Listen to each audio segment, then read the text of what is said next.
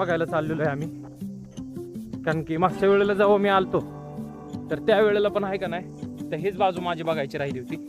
So ह्या वेळेला ही बाजू बघायची, परत रिटर्न गिअर टाकायचा आणि मग खाली जायचं. चला आय कीप इट.